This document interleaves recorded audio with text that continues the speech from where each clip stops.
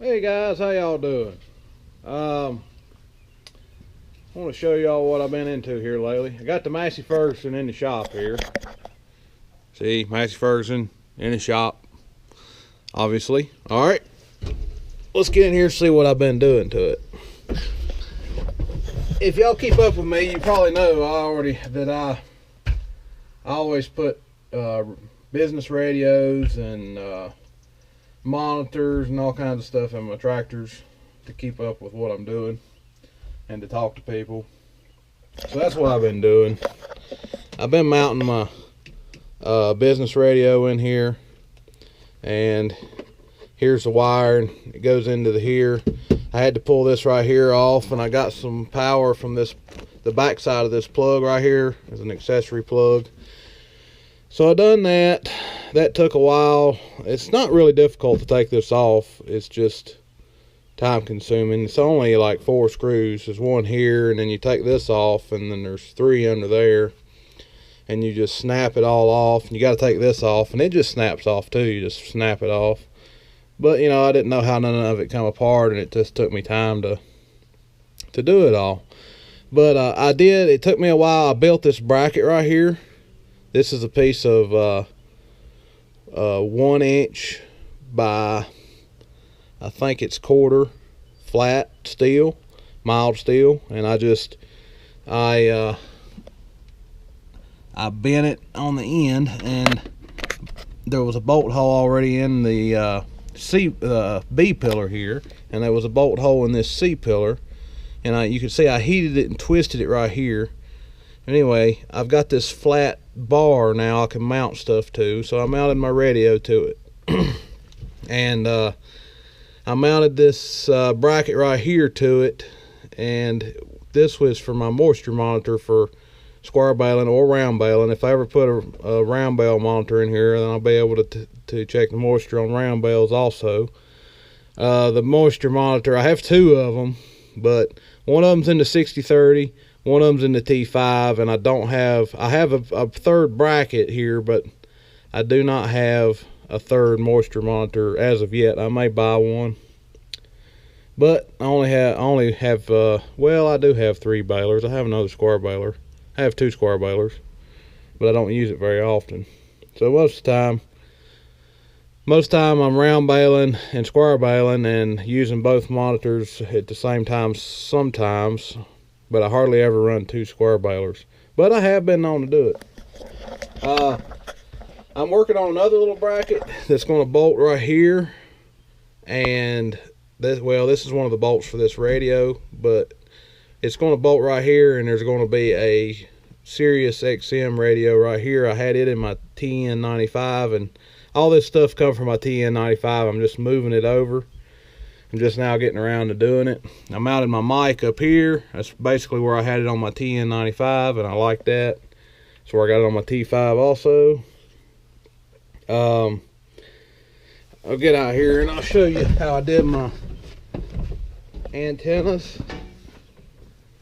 Pretty simple. I already had an L bracket I'd made for my TN95.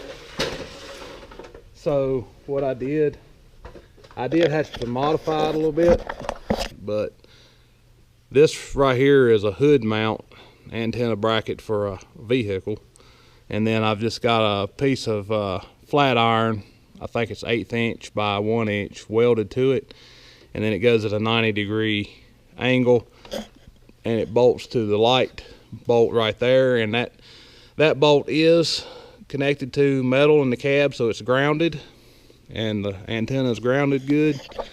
My satellite antenna for my satellite radio is right there.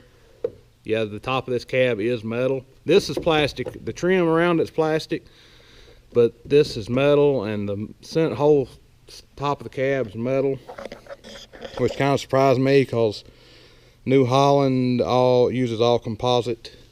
This is metal too, this fender is, but New Holland uses all composite fenders and composite cab and composite hood. The hood on this tractor is metal, which is surprising to me also.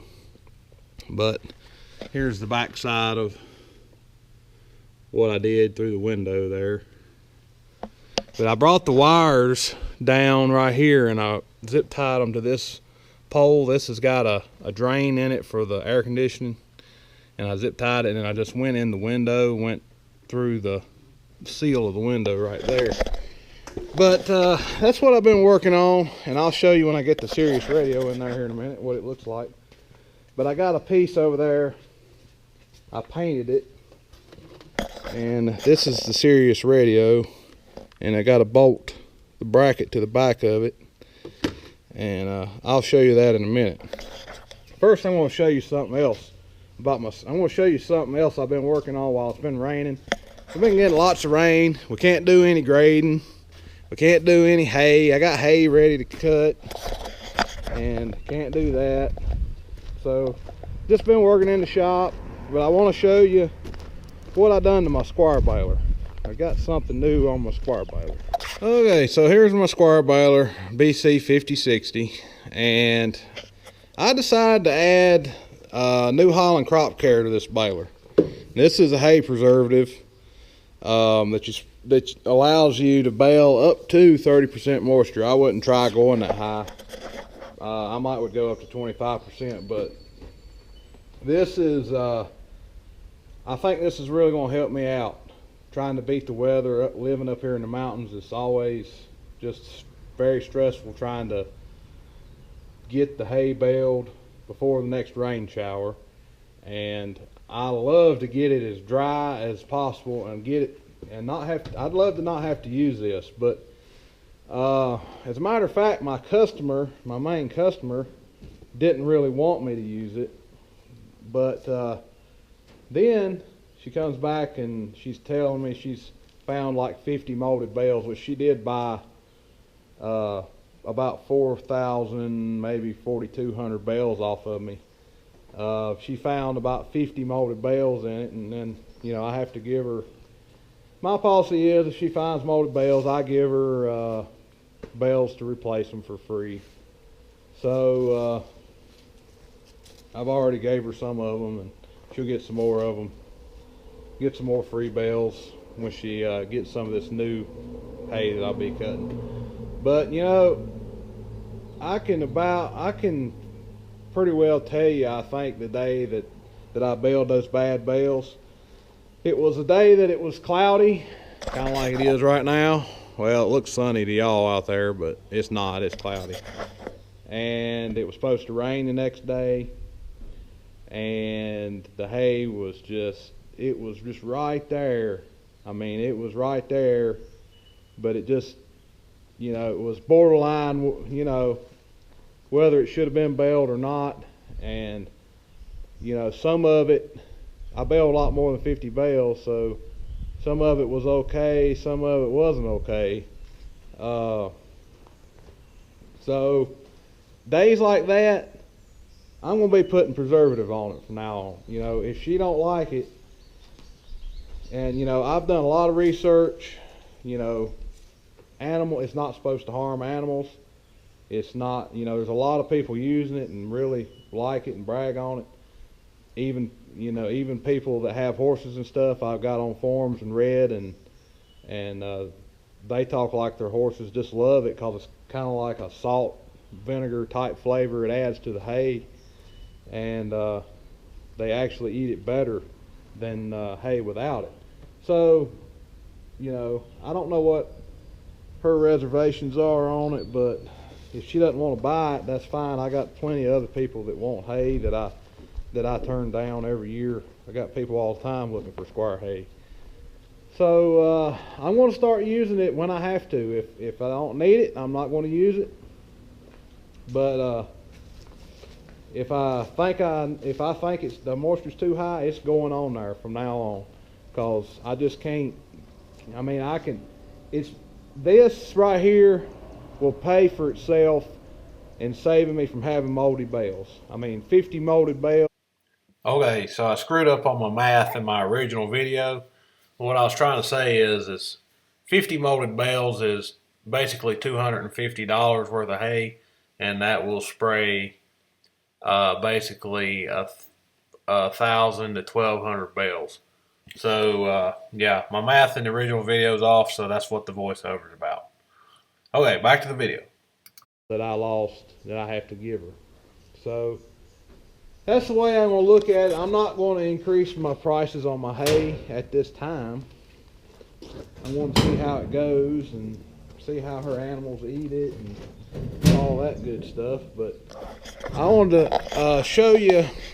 See, this thing, it mounts here to the cross member, obviously. You can see that. And then it's got a brace that goes up here to the top of the baler. And I routed my hose down this arm right here, and it comes out right here, and it's got a bunch of these clamps that came with the kit. I use those right regular. It goes in, I don't know why I'm opening this panel. You can't see none of it. It goes to a pressure gauge here. You have to know how many tons per hour you're baling and all this great stuff, so you can keep the pressure right and know which nozzle. There's different nozzles that you can put on it to gauge how much actually goes on, product goes on it. The book explains all this to you. Inside here is where the spray bar is. It's actually on the what they call the hay guard. It's mounted to the hay guard. The hay guard was part of the baler. It keeps hay from coming up in here where the rotors are. But right there is the spray bar, and it's that little box that's on it has got different size tips in it. That box is screwed to it. Those knobs, you take those knobs you see sticking up. You can take those knobs loose and pick that spray bar up off the hay guard, and you can change the nozzles that way. Then the nozzle just unscrews and you put a different nozzle on if you need more or less product. It's not the easiest thing to install with the hay guard down in there, which is the way I done it. I drilled all the holes with it down in here. So you're working down in this hole right here. It's not a lot of room to get a drill and get everything square and everything in there, but I got it.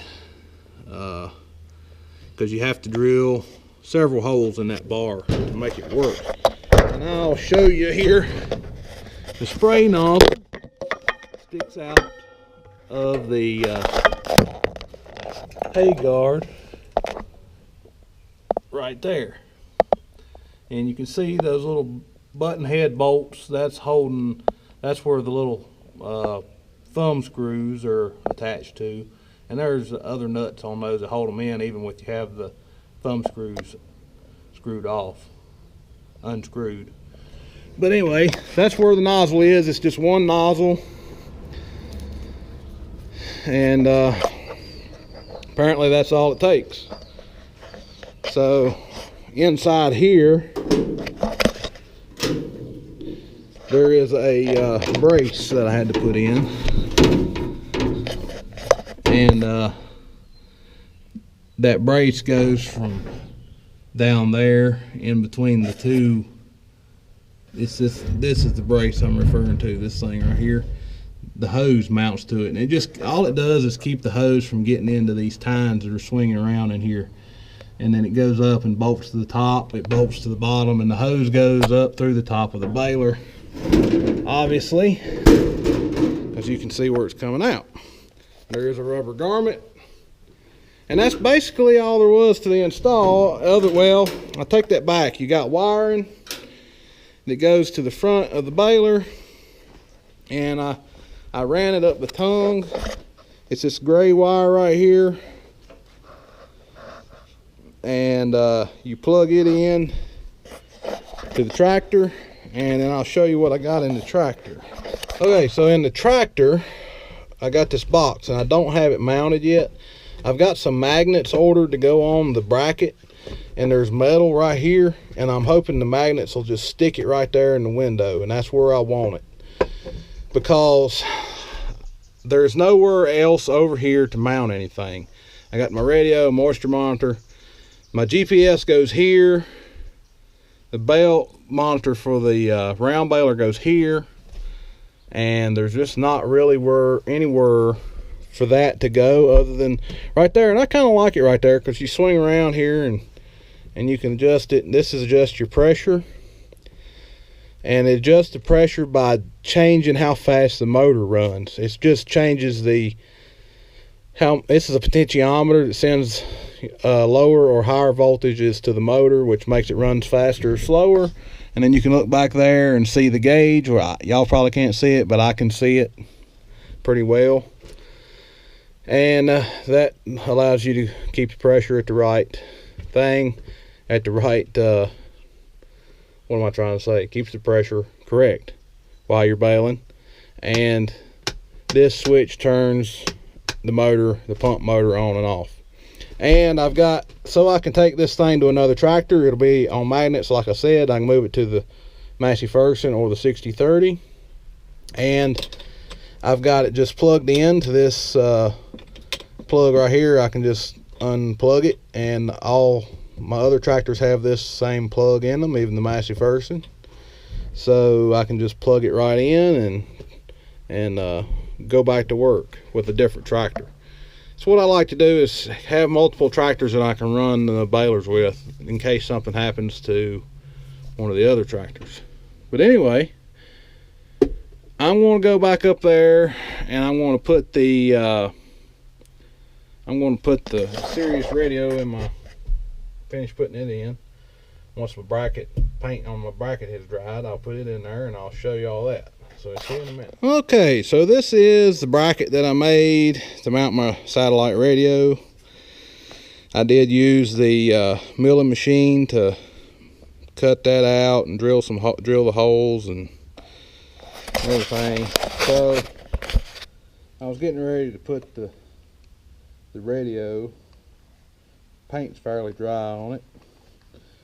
I'm getting ready to put the radio on to the bracket here. I've already trial fitted it, so I know it fits.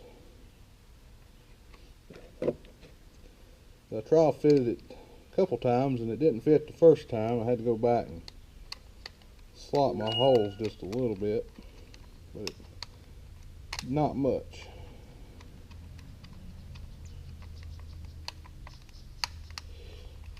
So we'll get this mounted on here.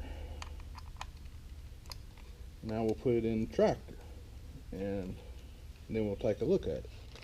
I don't know what you can see up there, but maybe you can see what's going on here. But I'm going to mount this contraption back over here where it belongs. Well, not back. This is the first time it's been mounted. So gotta try to get my big hand down in there. Of course, the lock washer didn't go in the right spot. There we go.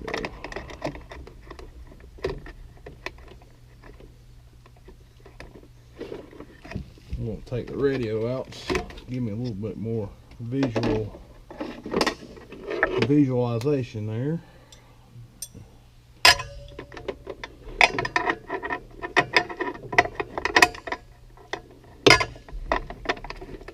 Oh, it's getting kind of tight back here with all this stuff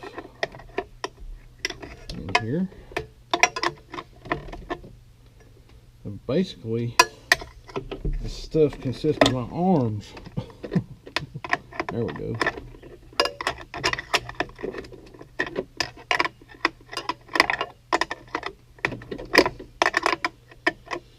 I'm glad to be getting this done. I hate having to do this type of stuff. I hate trying to figure out how to mount stuff like this. I mean, I say I hate it. In a way I like it, and in a way I don't. I hate having to get started on it. It's a pain in the butt trying to figure it all out to start with. But I always feel good about it when I get done, because you accomplished it, I guess. You know, it's just one of them things that I dread doing to begin with, and then I'm like, yeah, that worked out pretty good. But anyway, I'm glad it's over with. So we'll put the radio in.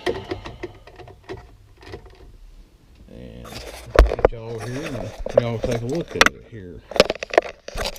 See what you think. Turn it on, turn the key on. See if everything powers up. No, that's not going to power up because I don't have it plugged in. Alright, we'll come back in a minute with it plugged in. Okay, let's try this again. I plugged it all in. Now I'll turn it on. There we go. Now the Sirius XM radio is working, and this radio is working.